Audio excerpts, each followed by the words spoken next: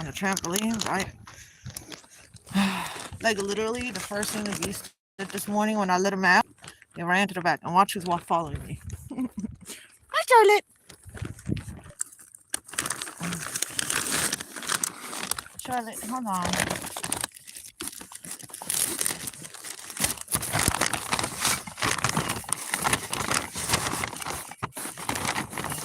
Hold on.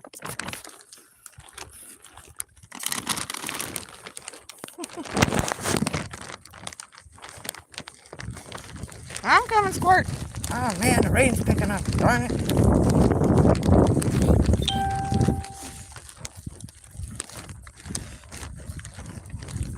Alrighty, guys. Anybody who's got a Facebook, go check out the post I just made.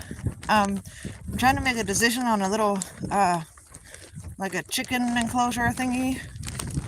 I'm gonna, of course, upgrade it. It's not gonna stay the way that they're selling it, but I would like to get one, and I wonder if anybody's used something like it before.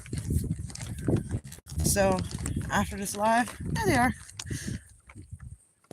You'll see them out in the field, over there in the field, foraging away. There they are, Squirt. Keep going, girl. Good bird.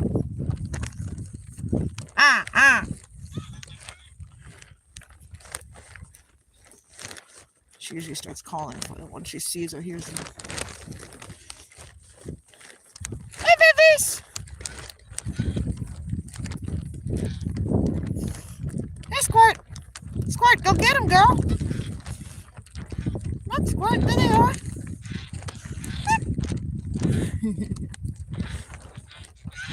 And she's so cute. Go get him, Squirt! Yeah, Squirt, go get him!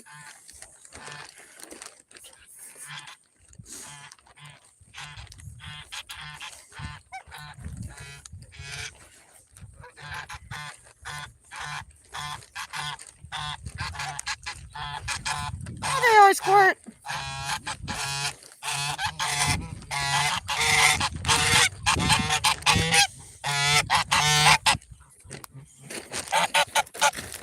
The birds hating the trash.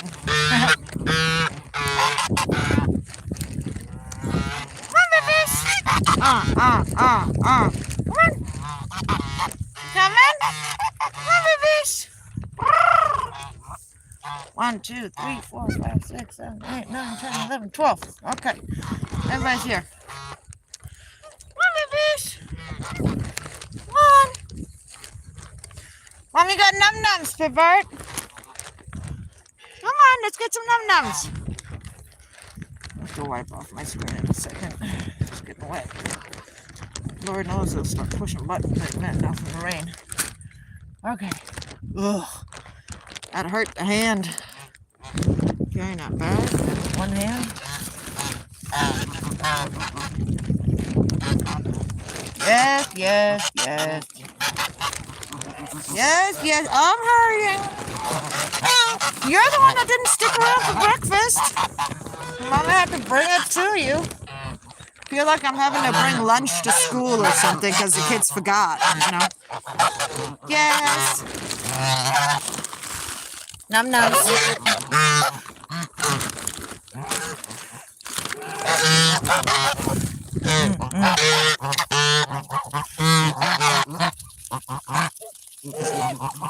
Big surprise, everybody's hungry.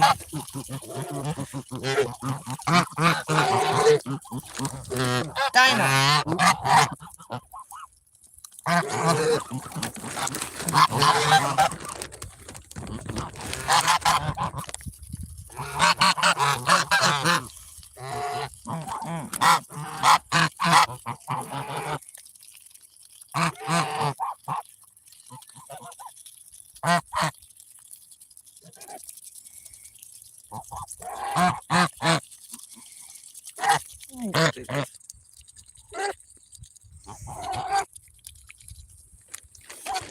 Go get some num-nums. There you go, babies. Look. There you go. Maybe we'll make some piles for you guys so everybody can eat. That's a weird noise. Hi, Blue. Here. Come on, girl. Here. There you go, Blue. I won't mess with you, Mama. Charlie, I'm sorry. Here. You can keep eating, girl. Here, Squirt.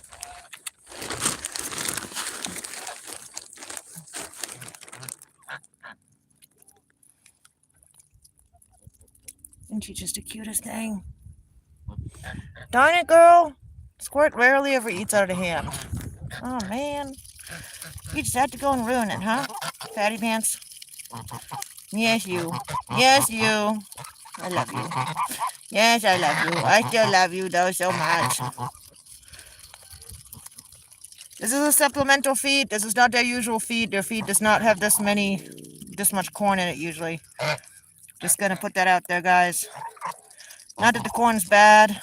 It's just, usually they have a 5 to 8 grain feed.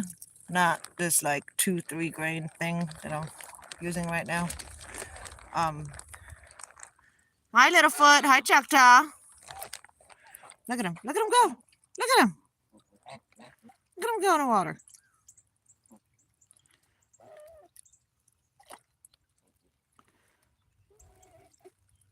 Look at them go. Look.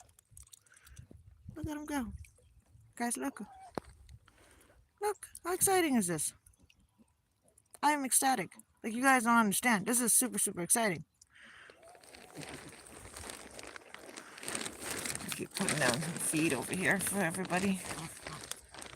I know you don't like the bag, Pretty Bird, but it's got numas inside. Here, numas. Numas. Numa, yay.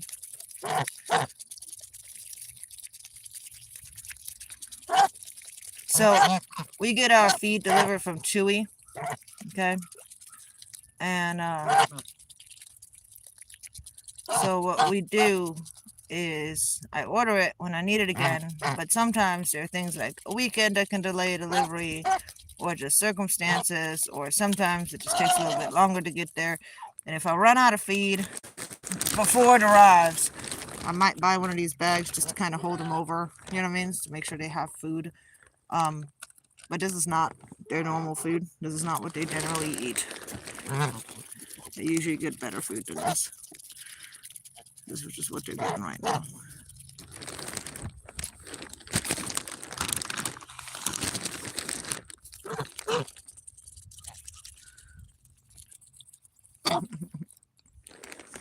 Hi, Pretty Bird.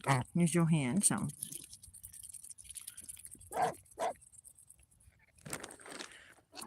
It's all rainy and dark today. And storms rolling through. Look at them though. They're in the water, guys. They're in the water. Swimming. Like, actually swimming. How crazy is this? Isn't that awesome? They're finally swimming. Look at her. Good job, Charlie.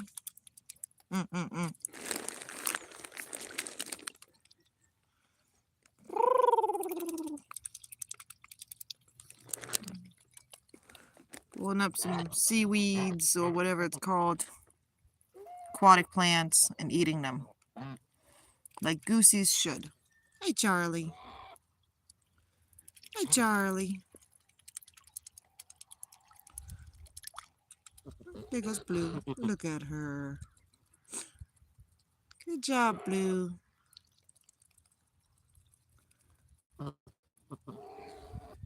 Got all my babies in the water. Almost all my babies. Come on, Squirt. You can do it too, girl.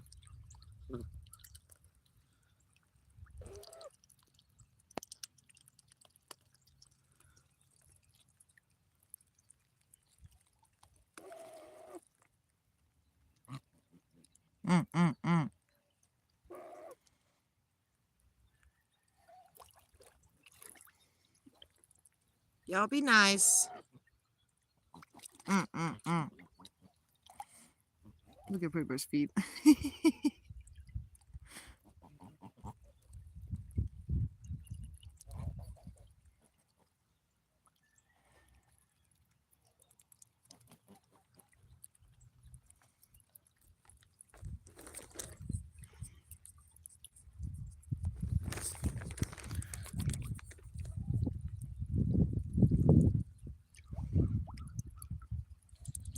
Be nice.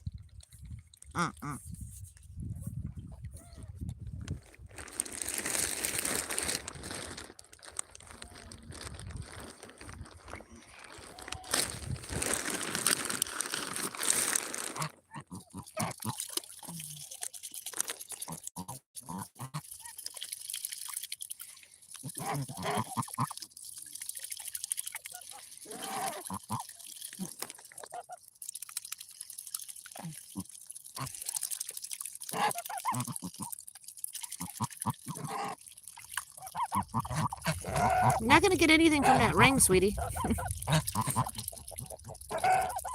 Isn't it funny, though? It totally looks like I'm feeding some random wild geese, when in reality I'm feeding my pet animals, my pet geese.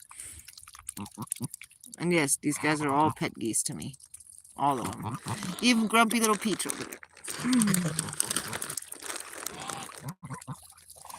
Hi, Layla. You want some, Layla? Oh, Layla.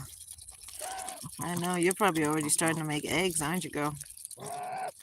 You're gonna have to let me know where you're gonna hide them. Hmm?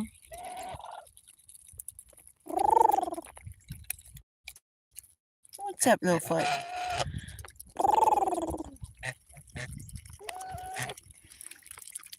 My little foot.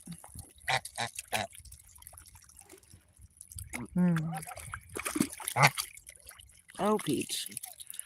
Such a rough eater. So rough. Oh my goodness. Peach, I'm not gonna hurt you, baby. Here.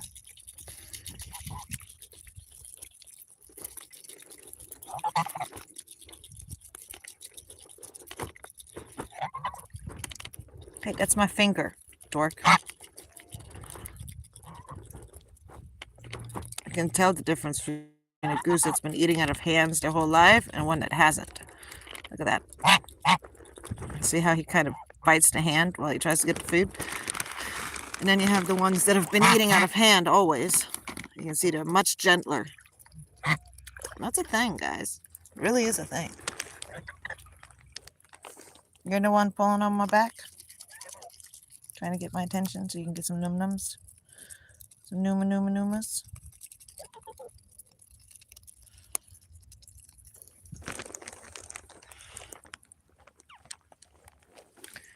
Aren't they just so cute? Look how cute they are. Look. So cute.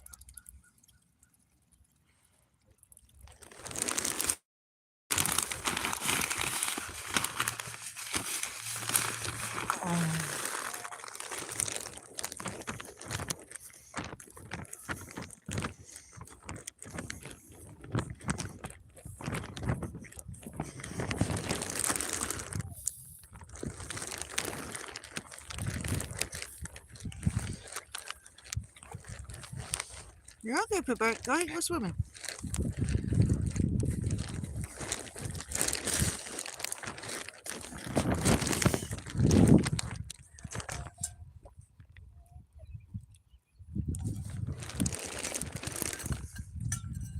Let's see. If I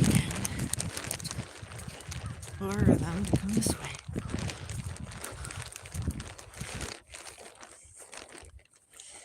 Oh, I think I found some fish. What is that? Oh, it's a piece of brick. Either way, that can come out. Ugh.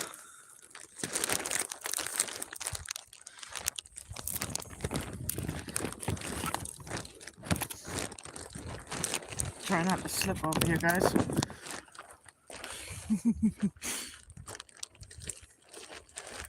Okay, y'all can't tell me that you're not like a little bit jealous. Come on. This is like such like a little girl dream come true for me. Look at this. My goosies are following me in the water. They're swimming, and they're swimming after me because I'm walking over here. So my goosies are coming over to hang out with me.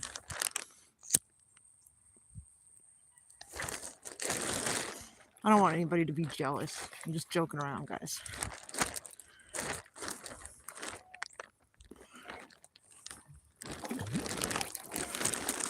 Hi. Hey, handsome. Hi. Hi, babies. Hi, Dino.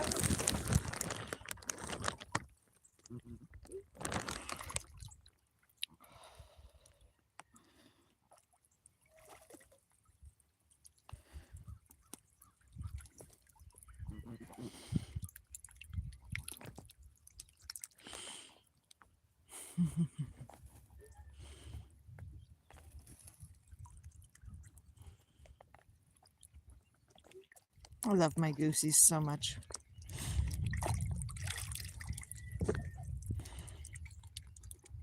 Don't be mean. No picking on each other.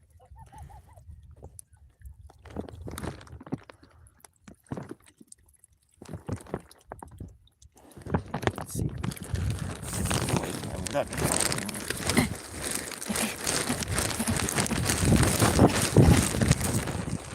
Hi, babies.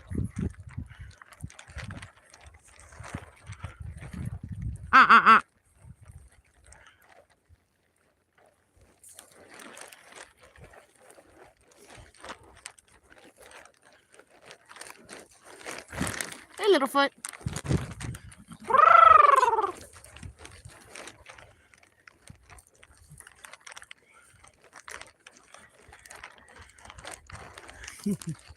Look at him go, guys. Trampling on some of this vegetation. And I found another piece of trash. Yay. Look at you! Good job, babies! Yay! Good job! You did it! Good job, bird. Yes, buddy, you're doing it. You're all doing it. Good job. Look at you guys. You're all swimming in a pond. Like real goosies. Yes. You guys are such big babies now. And I gotta go get that piece of trash. Hold on. Oh, I found another piece of trash. I swear, every time it rains, something else gets unearthed. Ah. There you go. Got it. I'll throw that up there. Gather that up later. Alright. Are we happy? Bert? What do you think, buddy? Huh? From an HOA neighborhood in Arizona to the country in Texas, what do you think? Huh, bud? I'm gonna say this life is better, huh? I like this life better too. I gotta be honest, man. Definitely like this one better.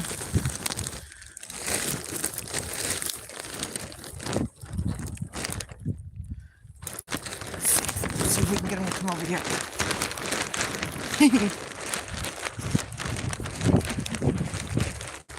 Yes, ladies and gentlemen, I'm in my mid-30s. And I am so running around playing with my geese. Come on, babies!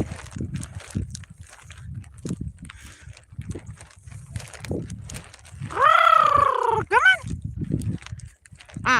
on! Look at him go, guys. Look how cute! Look how cute! Come on, babies! Come on, go get a snack, Bubba's. Go get your num-nums. Be nice. Be nice. No fighting. Hi, Blue.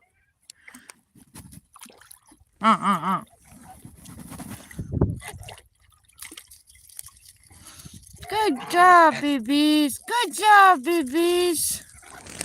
Good job, babies. You're doing so good, babies. Yes, pretty bird. Good job, buddy. I'm so proud of you. See, you used to not even get into a puddle where you couldn't see your feet. Huh? Look at you now. Yeah, you own your own pond. Well, not own, but in your head you might as well. And hopefully one day we'll be able to buy a piece of land that's even bigger than this, with an even bigger pond than this. And you guys will be able to be happy in a nice big pond with a bunch of friends. You guys can live happily ever after on a nice big piece of land. I'll even have a little piece of land with just a big pond on it. Like 80% of the land is pond. I'll be fine with that.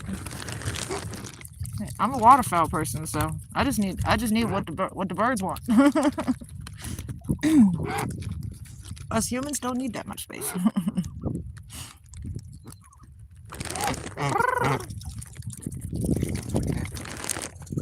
Juno, my trash bag. Little foot. Don't be mean, little foot. Little butt. That's what you are. You're a little butt. Not little foot. You're a little butt. Who's behind me? Of course it's Dino. Look at this.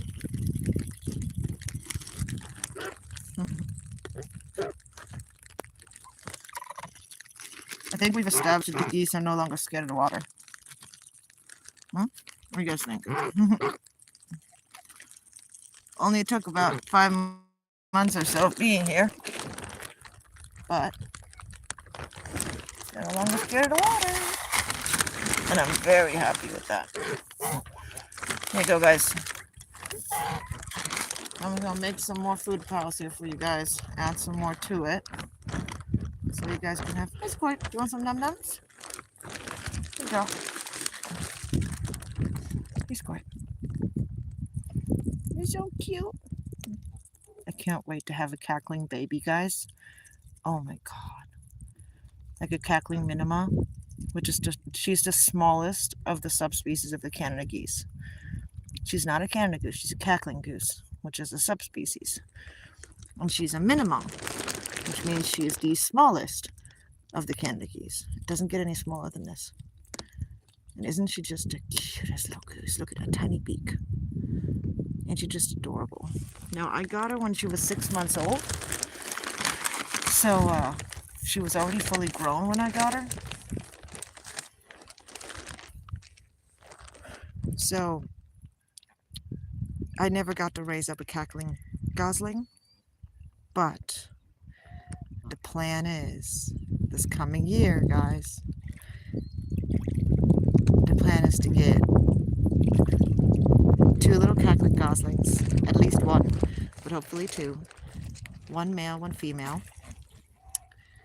And not related to Squirt, not related to each other, but to raise them up so that Squirt can have a mate. Or if I can get a male and a female, I might proceed with trying to find an adult barnacle or an adult red-breasted goose, which are both small geese.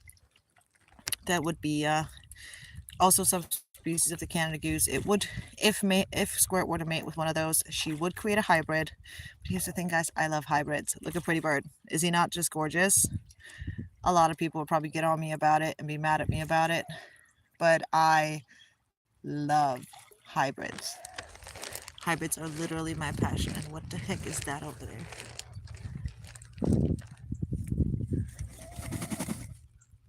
Okay, looks like it's just some sort of vegetation.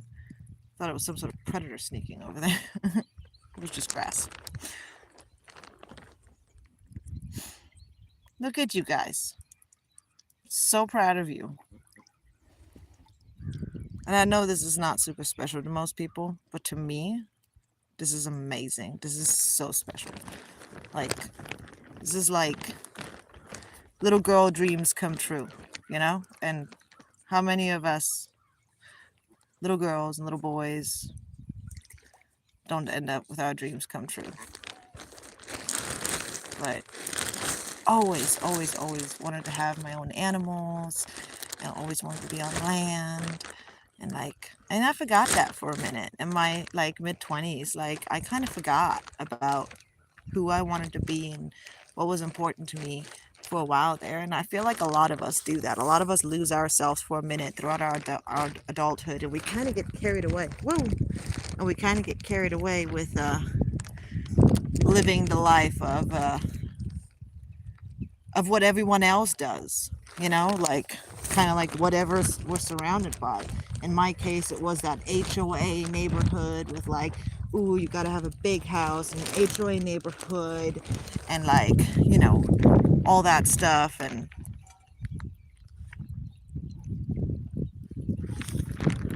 unless that's your dream, unless that's something that you've always wanted,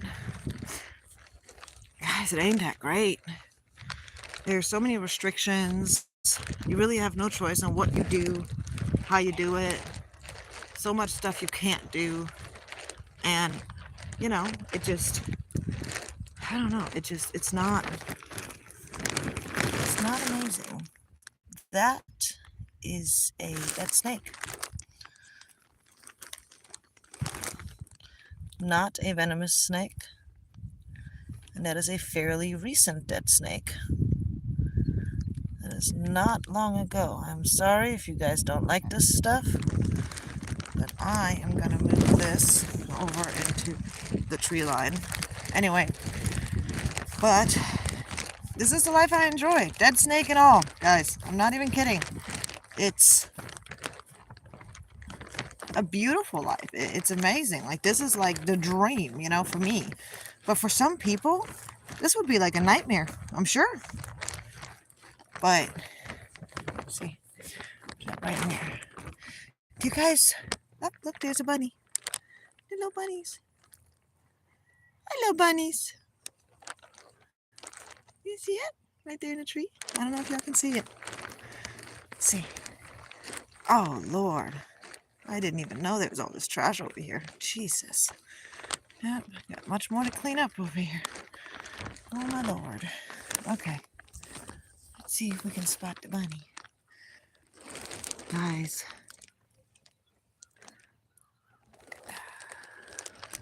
I don't know, the bunny's gone.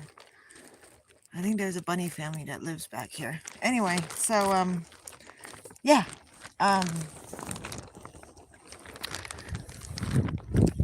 lived an HOA life, thought that's what we were supposed to do because we were parents and all that. And then we discovered that it wasn't for us. And our kids are just so much happier being out in the country. It just, for our family, this is what's right, you know? For our family, this is what we love, this is what we like, this is what we want, you know? And it's, you know, it feels rewarding to be out here. Every piece of trash you pick up, it feels rewarding. Every bit of work you do has like this purpose behind it. Hi, babies! And then you get to build these great relationships with these animals. Hi, babies! Huh?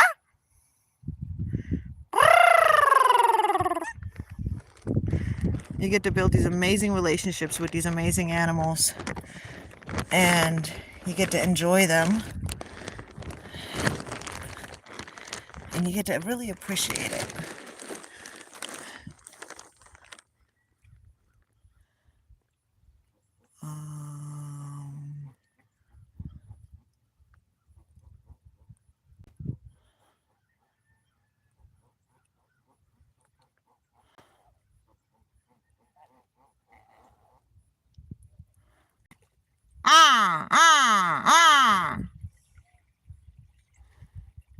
Yep, Peach needs to get locked up.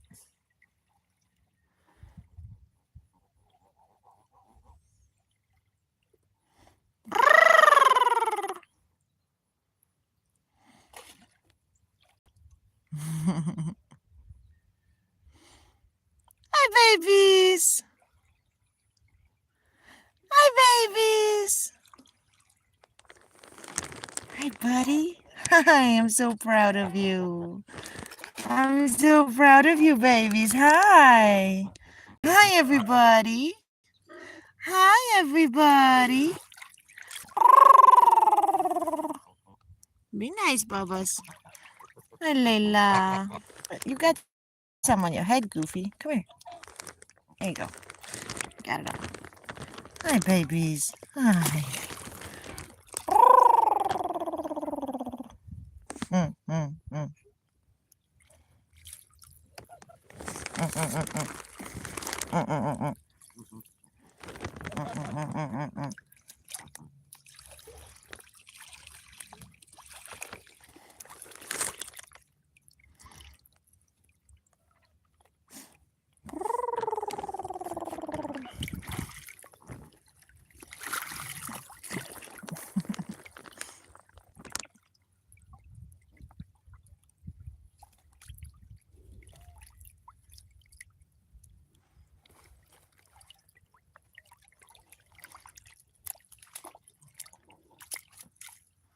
This baby. Oh my goodness, big girl dino. Hi, baby girl. Hi. You alright? You alright? Yeah, I know. I know. I know. Hi, Pipbird. Hi, Pipbird. Come on, pretty bird. Come on. Up, up. Good boy. Good boy. Hi, buddy.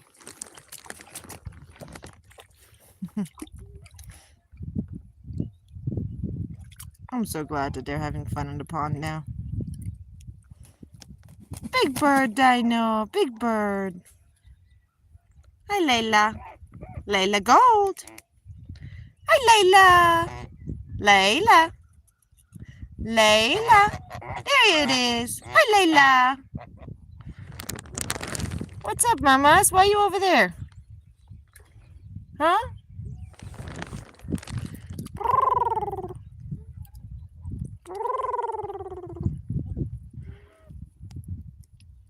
Right, guys. Let's go back to the other side, and then Mama's got to go home, okay? Mama can't be out here playing all day. Mama's got other chores to do. Let's go, Blue. Come on, girl. My Oompa Loompa girl.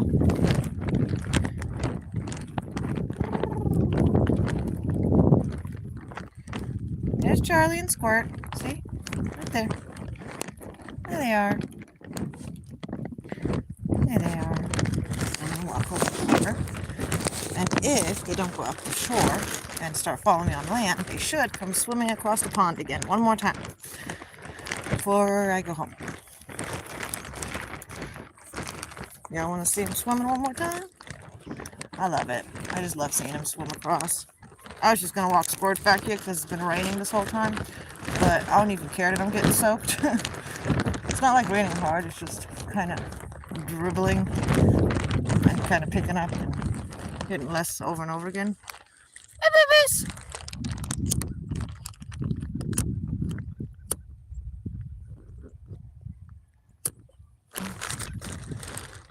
Come on, babies!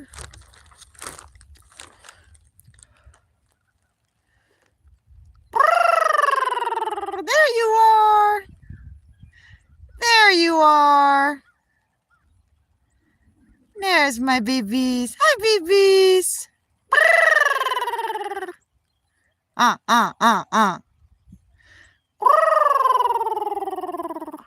Hey, you be nice.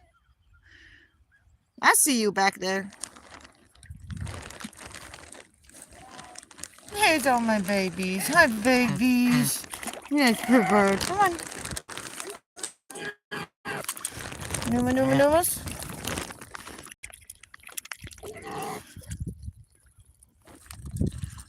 They're all going back into the water to go swimming. Look at them all go, guys. This is actually how I got up. Are we gonna go start to play? We're playing? We're gonna get some zoomies before we go home? I'm diving. Butt up here. Sorry.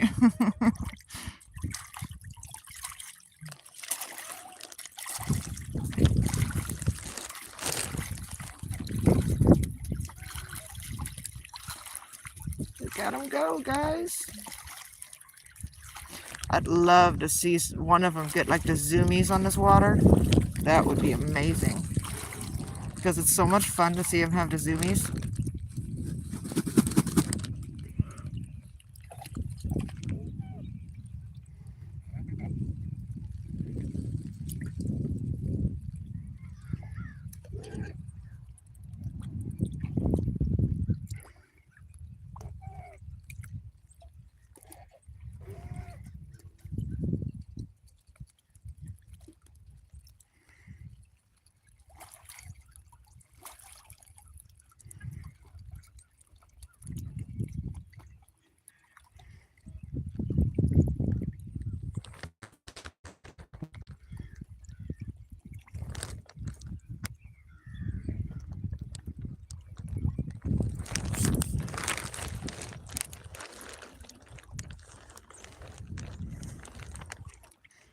Look at them go, guys. They're all grown up now, playing in the pond.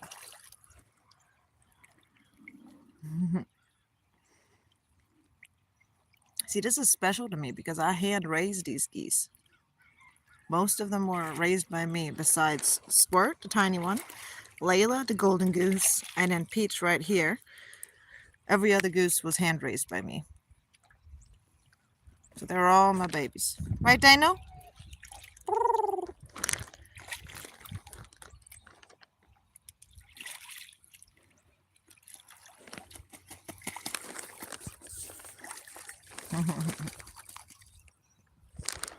Let them go, guys. Whee! We got zoomies right there. Ooh, we're doing zoomies, guys. This is the first time they've done this, ever. Whee!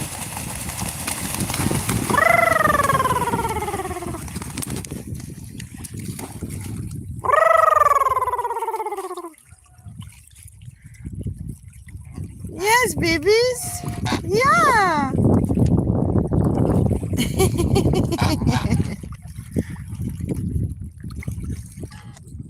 Everybody playing?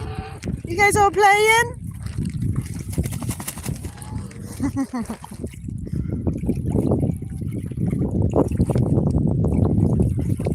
Look at you guys go. I'm so glad I didn't leave yet. I would have missed that. We almost would have missed that, guys.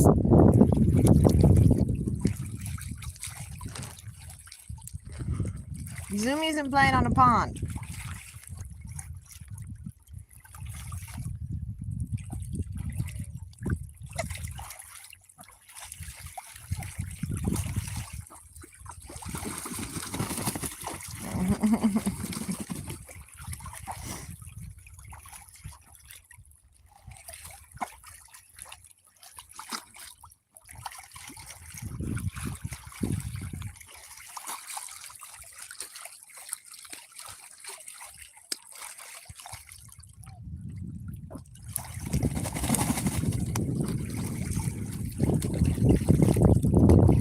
There you go, babies.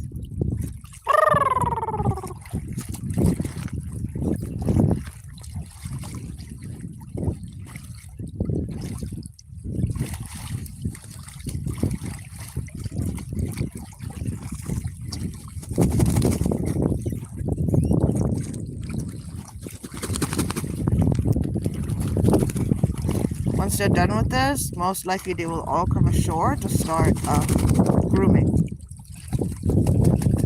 They'll start what we call preening, meaning they'll start working their feathers, drying them, see? And they'll start spreading their oils. See? This is how they spread their oils all over their body, which is how they stay dry. And they get all these oils from an oil gland. It's right there underneath their feathers on their butt area. Hey! Right there. That's the oil gland. Right there. That little area right there that you just kind of saw. It kind of looks a little bit clumpy in there. Stop. Right in there. I'm trying to give you guys a good picture of it. I'm able to flash. Bird, stop trying to nibble on me when I'm trying to record something, you goofy. Stop it. Okay, fine. I'll do it over here.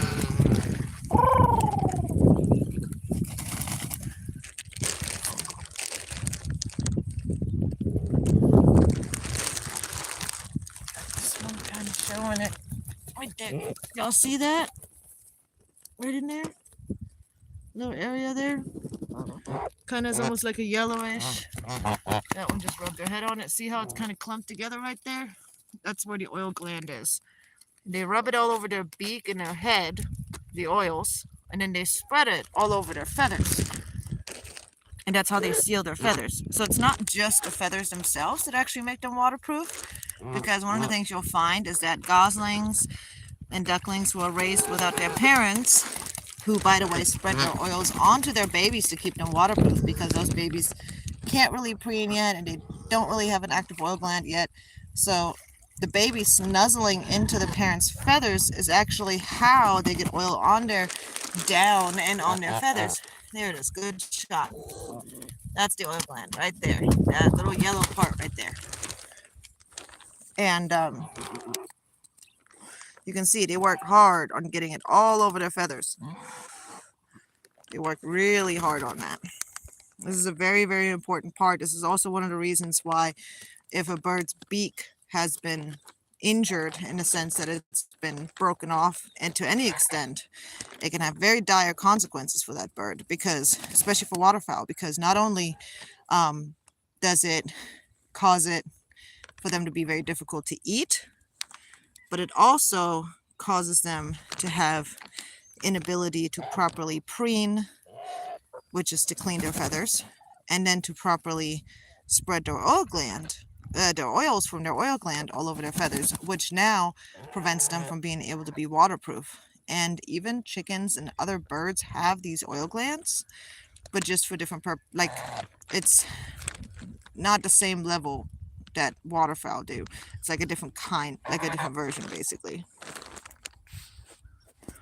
Hey, Blue.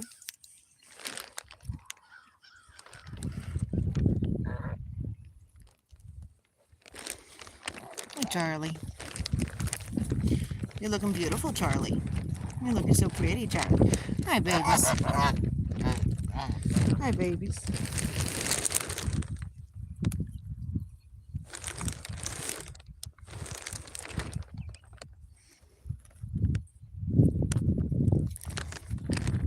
Alrighty, guys. I am gonna head back to the house now.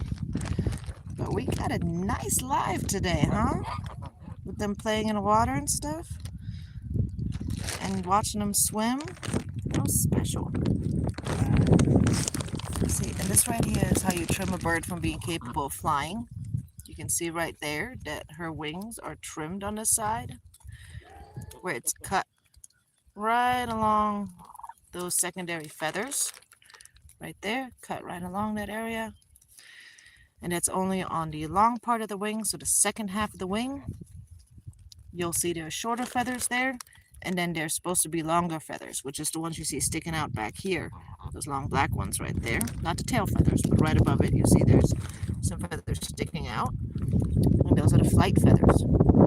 When you trim those, you basically render a bird flightless, or you render them incapable of what I consider to be true flight. And see, this right here would be a bird that on the right side, she's trimmed on the left. She still has her flight feathers on the right. So you can see these are those short feathers I just referred to right there, right here. And then the rest of it is the flight feathers. So this is where you trim a bird right along those feathers, but only for that second half of the wing. And you can look up instructions on this online. There's some good YouTube videos on this. There's some good videos on, there's some good descriptions in like Google or Google Photos. You can find info on this, on how to properly trim your bird or your geese particularly, but generally it's mostly pretty much the same between geese and ducks. But, and chickens. Here. Right there you can see it again. There's the shorter feathers, and then it goes right here's the flight feathers. You don't want to cut it any shorter than the tip of those feathers right here, because if you do, you might get too close to the quick, which is where the blood supply is of the feather, because yes, feathers do have blood supply, and if you get too close to it, you can cause what's called a blood feather, or basically what it would be is the equivalent of having an IV line that is open in your body. And right here you can see the other side that is trimmed.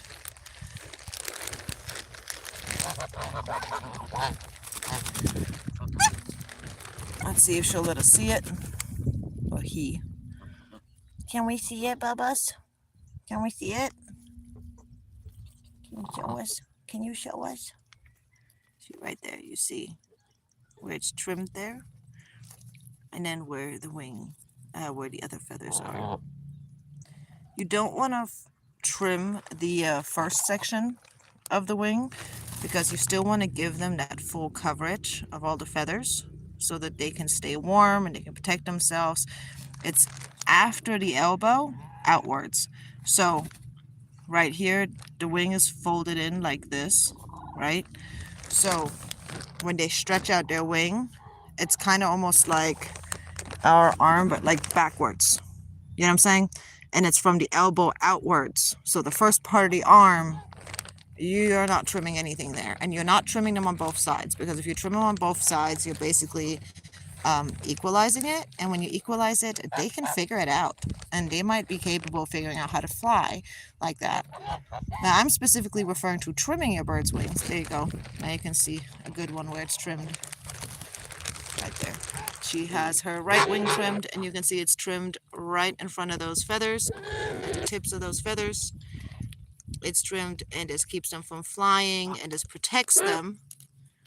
The reason it protects them, one, legally, I can't let these birds just go flying, because these birds are birds that I require to have a license for, and they're not supposed to just go flying all over the place, because it could cause issues. Anyways, but the main reason for me is for reasons like, for an example, hunters are all over the place, especially in the country, guys. And Canada geese, they are game birds. They are birds that hunters will shoot, okay? And currently it is Canada goose season, okay? So, to protect my birds from hunters, if I keep them from being capable of flight, basically any hunter who's following the law is not going to be able to shoot them, because as long as they're on the ground, they're not allowed to shoot them. That's usually the rule, to the best of my knowledge. Could be wrong about this. But as long as they're on the ground, like walking around on the ground, they're not supposed to be allowed to shoot them. It's supposed to be only if they're flying. Not sure about water. But there's rules to when you can shoot an animal, you know, and what scenarios you can shoot them in or whatever when you go hunting. But the point I'm trying to make is that this also protects my birds from that, and also it protects my birds from getting lost. It protects my birds from potentially getting into a neighbor's yard. Say, like, if one of my birds flew off and landed a couple of acres down in some random farmer's yard and started attacking their ducks or something, that farmer, because it's scared, you know, that farmer might decide to kill the bird because the bird is hurting or killing his ducks. And because they can't, or on the other hand, what if my bird ends up landing in someone else's yard who has a dog, right? Like, if they were to be able to fly, see, this is without trimming. That bird has all of his flight feathers. Now, the reason he does is because he's a domestic goose, and I am not worried about him flying. Anyways, so if they were to land in, say, like, a neighbor's yard who has a dog who's not trained to be kind to birds, who doesn't have that self-control, or maybe it's a hunting dog and he's a birder, and that's just his job, and normally he does go and catch birds. See, on Layla, you can see that oiled up really well too. Right there, see that yellow spot in there? Right. See if she opens it back up for us in a minute. But see, if they were to land there, then they would be killed by a dog or by a farmer. Right in there is where the oil duct is. Let's see if she'll use it one more time and we can see it again. Will you use it again, Layla? What? I know you're working on it. Jeez, girl. Don't have to have an attitude. Isn't she pretty? Layla's so beautiful. Let's see. So yeah, there's multiple reasons why, you know, we trim our birds' feathers, why we trim their flight feathers. There's different ways to go about it. There are ways to go about it where you can permanently render them flightless, meaning that you never have to worry about trimming their feathers, because they do grow back. So I have to trim my birds' feathers every time they molt their flight feathers. When they grow back, as they grow back in, I have to trim them again, right? To make sure that they don't fly, to protect them, to keep them safe, and to follow the law. But another way to render a bird flightless is something that was done to Blue and to Charlie, which is right over Blue and Charlie right here. And no, wait, that's not Blue. Where's Blue? You're not Blue. Where's Blue?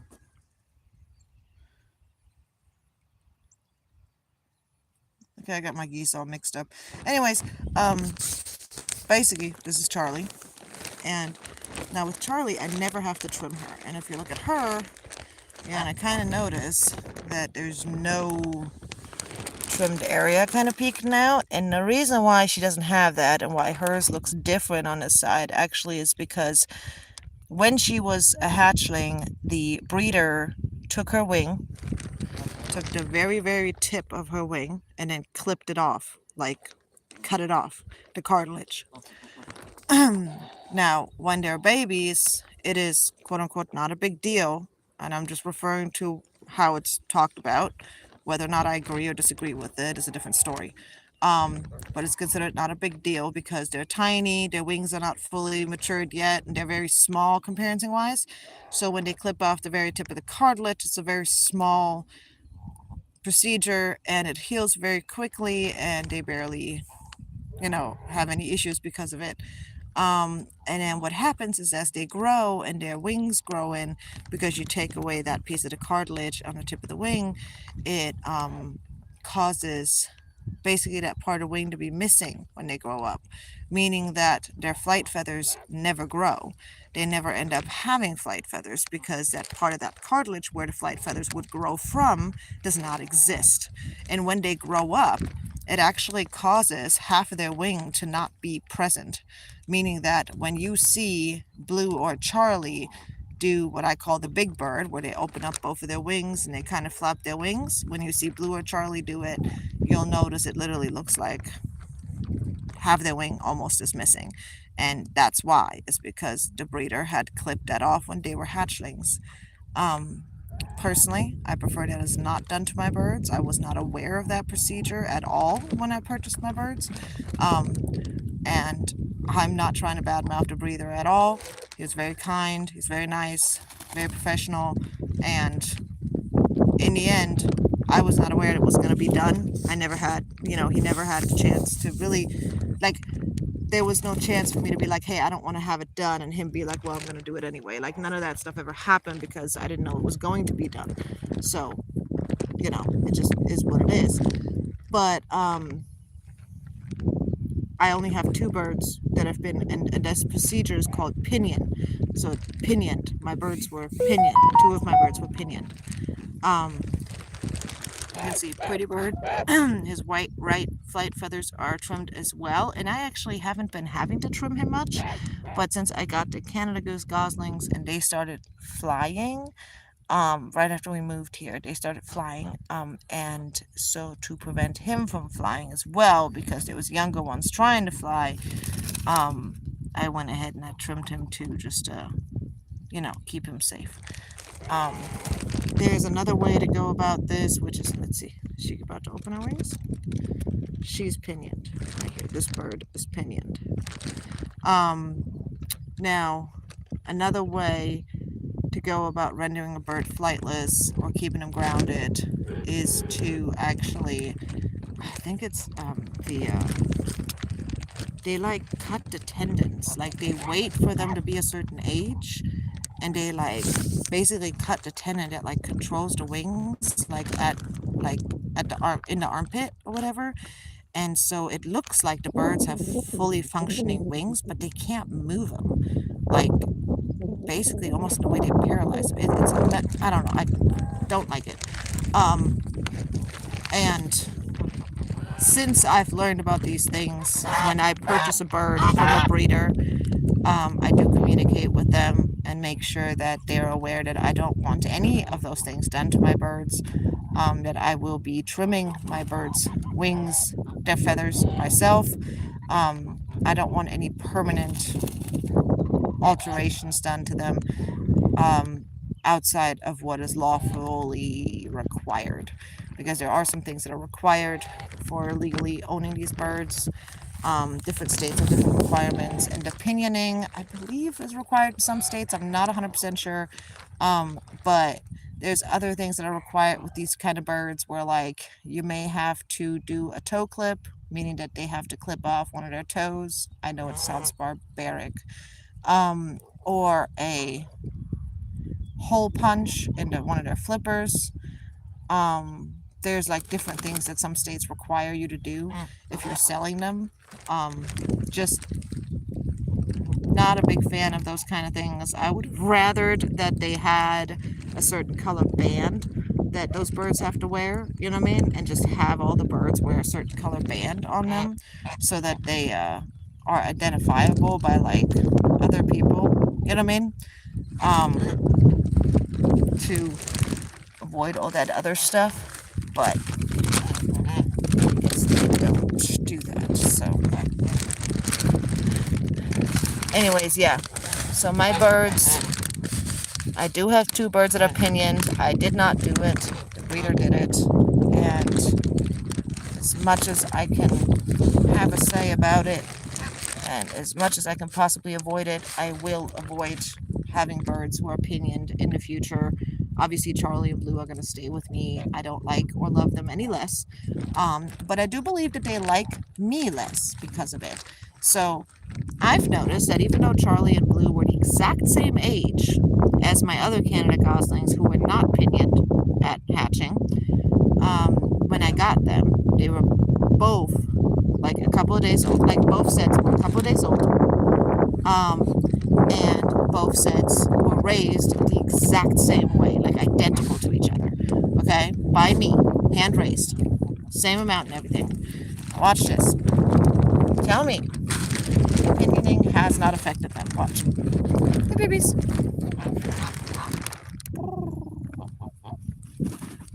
They're not super cuddly, but I can touch them, right?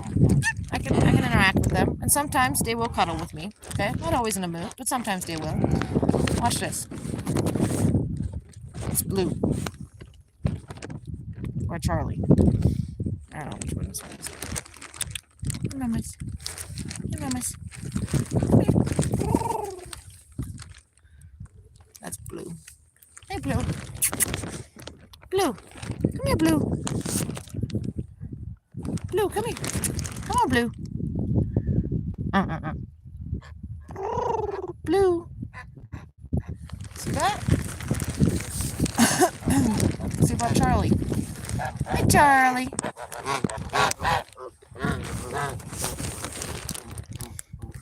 Hey, Charlie. Hi. Charlie. Charlie.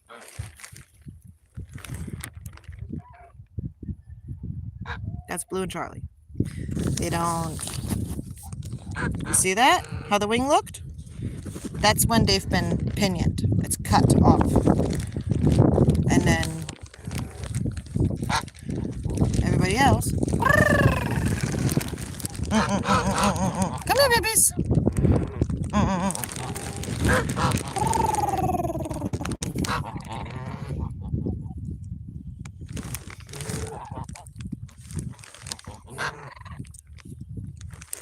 Like, they'll walk away, but there's not this, like, panicky, like, oh no, don't touch me, I'm scared of you happening. Like, it's like, yeah, I don't want to cuddle right now, but it's not I'm fearful of you, or I'm fearful of your touch.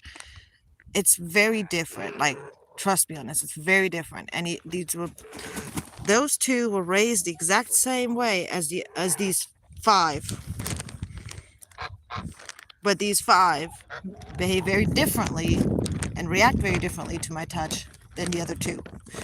Like, if I have to hold on to one of the 5, I can hold on to them. They won't like it much, but it's not too much of a fight. If I have to hold on to Blue or Charlie, they will fight me like I'm trying to kill them. Which is heartbreaking, because I love these birds. They are terrified of being handled. So I just don't. Like, I don't usually ever try to touch them or anything. I leave them alone.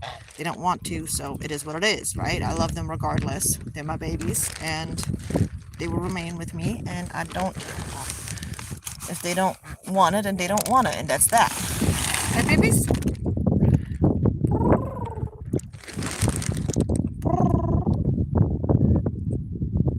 Anyway. Also, when you're getting geese, you're not getting them to have them on your lap and to cuddle with them. Okay? Hey, anybody that does that specifically for that reason, it's not a good idea. You're gonna be disappointed most of the time. They're not lap dogs, you know. But you might get lucky and might get yourself, might end up with a goose that's just extra sweet, extra cuddly, just very tolerant of touch or of the occasional cuddles. Like in the evenings, I can cuddle with my goslings, with my youngest geese most of the time, whereas the other two I can't, and that's okay. But I'm just saying that it's just strange to me that those two are so reluctant and so fearful of human touch when they were hand raised. They were handled as goslings. I have never hurt them. I've never dropped them. I've never, picked on them, done pranks on them, or messed with my animals just to scare them, like for fun or anything. None of that stuff, There's no reason for them to fear me, but they fear my touch. They fear human touch. And geese have exceptional memory. So, and I'm going to start walking towards the house, guys. But geese have exceptional memory. Bye, babies. Mama loves you. Geese have amazing memory. They imprint. They have amazing facial recognition. And I believe that they remember. I believe that they remember that when they were hatchlings. And yes, they can remember stuff when they were goslings. That they... that they remember being handled by a human, and when they were handled by a human, they were hurt. That it hurt them when they had their wing clipped, and I believe it caused them to not want to trust humans. And notice how they don't follow me walking back to the house, but they followed me all over the pond. Yeah, because they know exactly what I'm doing. Anyways, so yeah, I do believe it affects them negatively in their trust and their personality, their confidence when it comes to building up trust with a human and all that stuff. But again, like I said, it is required in some states. It is preferred by many exotic bird collectors and breeders. A lot of people do like to have it done because catching a goose and holding on to a goose, getting their wing pulled out and then trimming the flight feathers is no easy task. Especially if you do not have geese that are tamed to you, okay? Like, even for me, with most of my geese who trust me, right? Who interact with me on a daily basis, eat out of my hand, I can pet them, I can handle them, and all that stuff. Even they will try to get away. They don't like it. They don't want to have it done. You know what I mean? Like, they don't like being held on to, is basically what I'm getting at. Not that they necessarily, I don't know how much they care about it having it done, but I'm doing it for their own good. But yeah, I just wanted to kind of explain that a little bit. And then the next thing, it is Canada goose hunting season, guys. For anybody who does go out hunting, keep in mind, some of us do have these as pets. Some people don't understand that they shouldn't let their birds fly all over the place. And also, for anybody who dislikes the hunters, keep in mind that there are reasons why we have hunting seasons. We don't have the amount of predator population that is required to keep our populations at a healthy balance within nature, to keep our prey animals at a healthy balance. So in a way, the evil is necessary, but you can also argue about some of them being disrespectful versus respectful hunters. I have no problem with respectful hunters. I have no problem with law-abiding hunters who are doing it properly and, not, I have no problem with hunters who do it with as much respect and the least amount of trauma or pain possible.